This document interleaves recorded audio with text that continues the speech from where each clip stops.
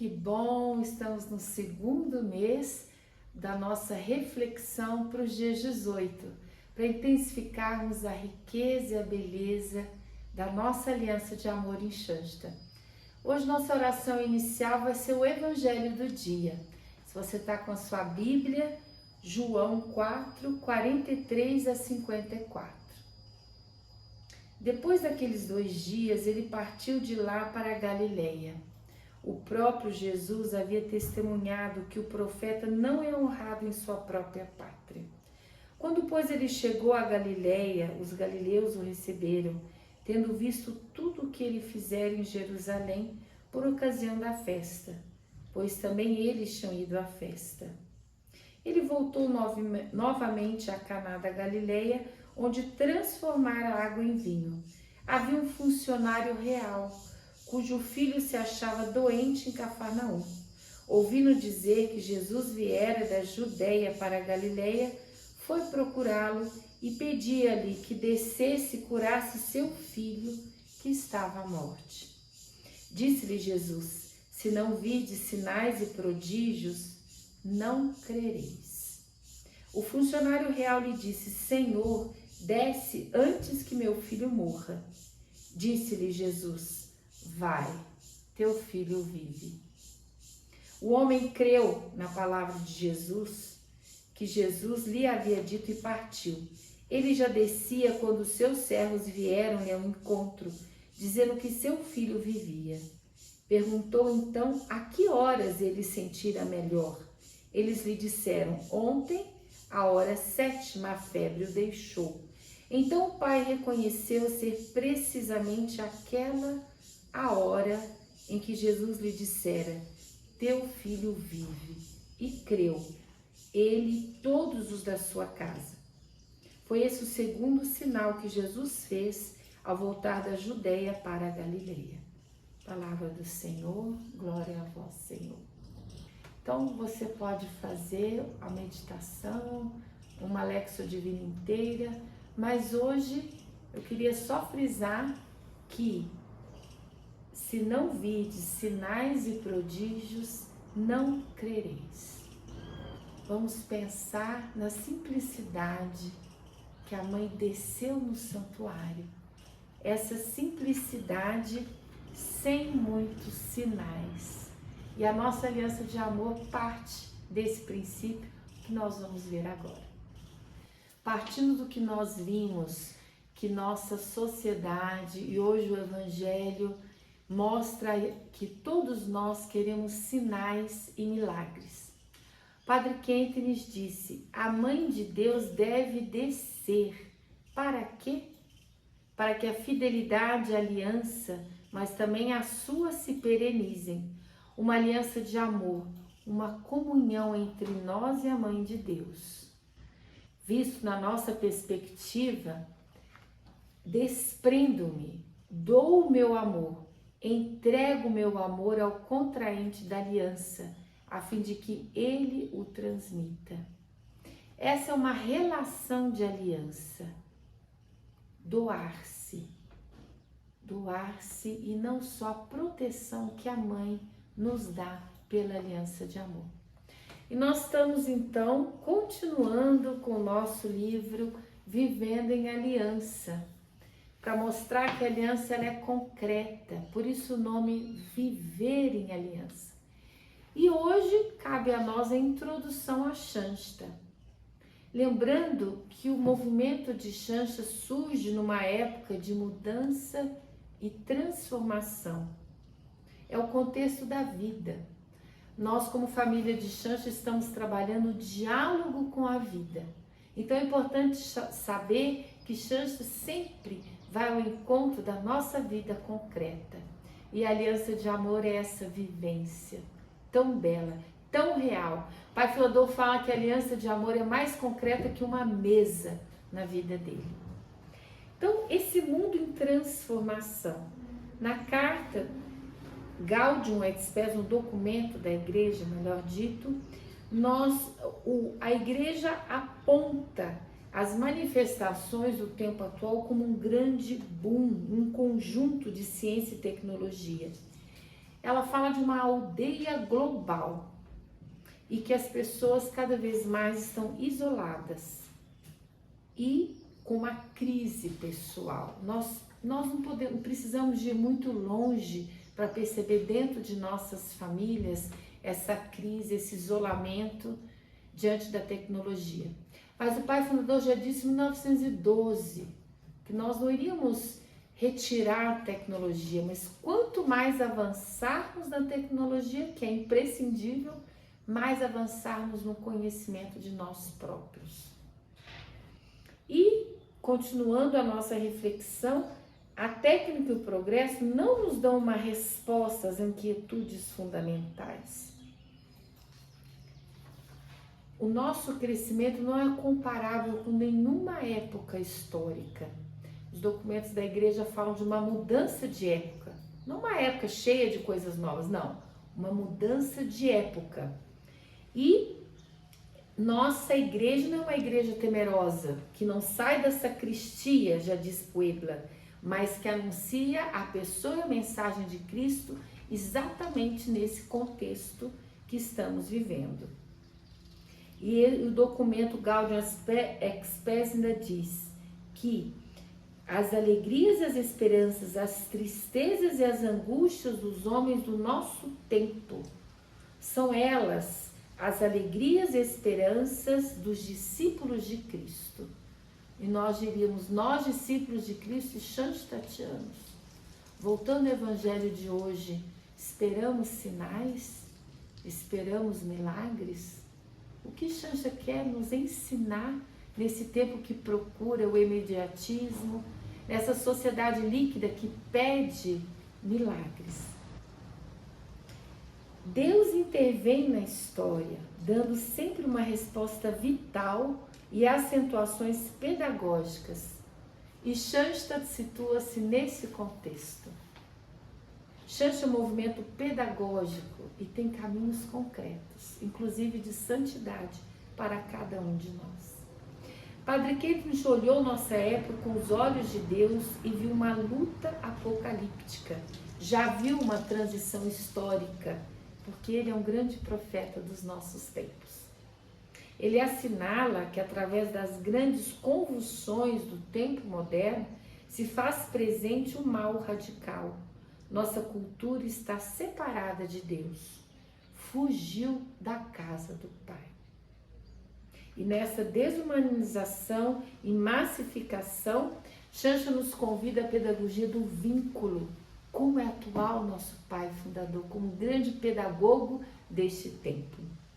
Shansta quer nos ensinar a capacidade de vincular-nos a Deus, aos homens, ao trabalho, estabelecer laços profundos, livres, permanentes, o que João Paulo II tanto falou, a civilização do amor. A tática que a Divina Providência indica, nos diz o Padre Kempis, é para construir um mundo novo. Não se limita, olha como o Shansta é atual e como o Padre Kempis, ele não se limita a um diagnóstico negativo e a denunciar, mas ele anuncia com uma paciência revolucionária, sabendo que as coisas crescem no silêncio. Jesus nos ensina a semente, é todo um processo, e a nossa vida de santidade, a nossa vida de aliança é pautada nessa paciência revolucionária. E ele então volta seu olhar para Maria, como a balança do mundo, como a companheira e colaboradora permanente na obra da redenção, a grande vencedora das heresias do nosso tempo, a vencedora das heresias do nosso tempo. Então, seguindo o nosso livro, quem o tem, a página 28, Shansta nasce nessa simplicidade, mas marcada por acontecimentos simples, mas de um vigoroso movimento de graças, de vida e ideias. Shansta tem vida, Shansta é vida que brota para a igreja, na igreja. Desde pequeno, o Padre Quentes viveu em sua própria pessoa esse desenraizamento do nosso tempo, numa difícil situação familiar. E ele experimentou em si mesmo a ação educadora de Maria. Por isso, um dos objetivos da obra de Schanstatt é o homem novo na nova comunidade. Por isso que é schanstattiano a visão de Maria como educadora. Por que que ele teve, inspirado pelo Espírito Santo, anunciou Maria como educadora do homem novo, da mulher nova em Cristo? Porque os seminaristas precisavam ser moldados por Maria. E você e eu hoje não precisamos ser moldados pela mãe educadora da fé, nossa mãe rainha de Schanstatt? Padre Quentes começa a educá-los, os jovens, motivando-os a empreender a tarefa da própria transformação, num ambiente de liberdade, confiança. Aí nós vamos vendo a pedagogia de Schanstatt, vimos a pedagogia do vínculo, agora a pedagogia da confiança. E ele ensinou os jovens a estar entusiasmados por grandes e verdadeiros ideais morais e cristãos.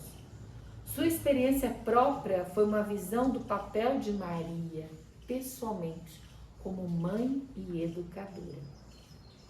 Quando ele convida a Mãe de Deus a se estabelecer no santuário, sem grandes milagres como nós esperamos, ele manifestou sua ideia predileta: pedir que Nossa Senhora se estabelecesse no santuário, mas pelo esforço da autoeducação e o desenvolvimento de um espírito apostólico desses jovens.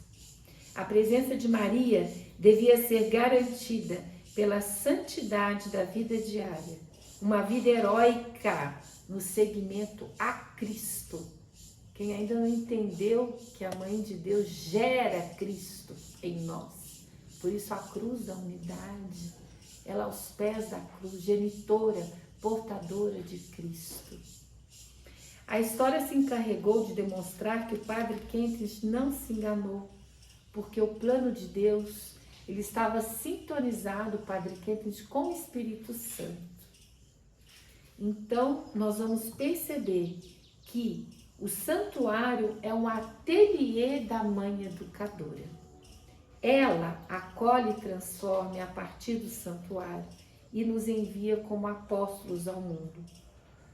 Por isso, Schanstatt é um lugar de graças, um movimento de peregrinos que buscam a Mãe de Deus como força da graça que parte de Cristo, mas ao mesmo tempo um impulso e a energia para um compromisso apostólico. Então, hoje nós vimos um pouco que a Mãe de Deus desce ao santuário pela aliança de amor. E você é convidado a selar a aliança de amor, a aprofundar a aliança de amor nesse caráter de apostolicidade. A Mãe nos educa e nos envia. Agora nós vamos ver um testemunho sobre uma vida de aliança de amor.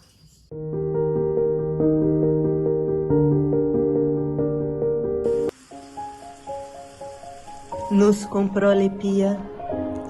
Eu creio que para uma vivência profunda da aliança de amor, a nossa alma faz 3 movimentos importantes. O primeiro movimento e momento é quando a gente se acerca da Mãe e percebe que essa Mãe se dirige a nós.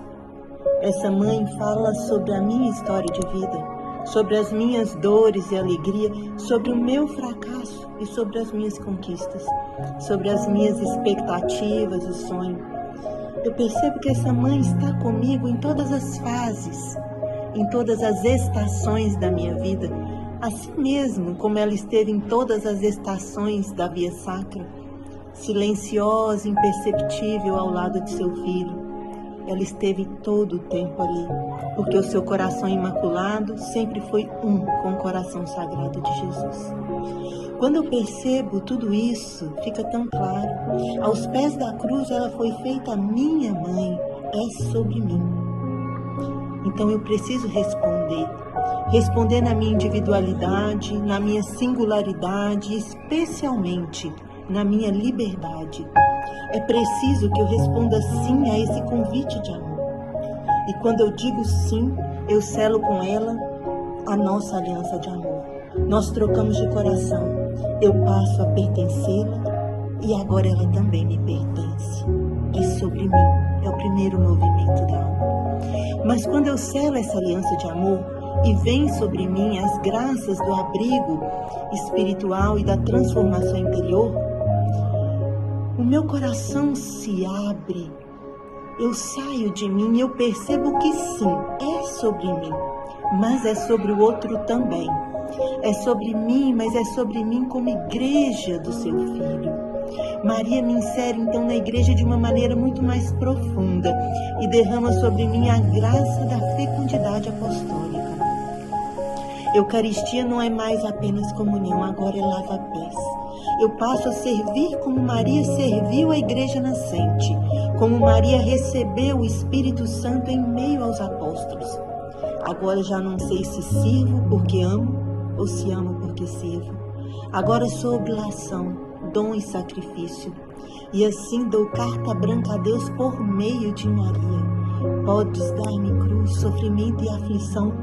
No êxito ou no fracasso, anunciaremos teu amor. É o segundo movimento da alma, é sobre o outro. E é sobre sofrer o que for necessário para ser igreja no mundo. Mas aí eu continuo a viver profundamente os sacramentos, eucaristizada, como o Papa Francisco nos ensinou. Eu começo a me esquecer de mim mesma em prol do próximo. E esse próximo me traz uma surpresa, Deus nele, Deus nela. E é nesse exercício de me ofertar e diminuir, nesse exercício de esvaziamento contínuo, que minha alma se torna pequenina o suficiente para compreender algo grande. Não é sobre mim, não é sobre o outro, é sobre Deus no outro. E minha alma dá então um grande salto. É tudo sobre Deus, sempre tudo. E este salto só foi possível porque em mim agora bate o coração de Maria.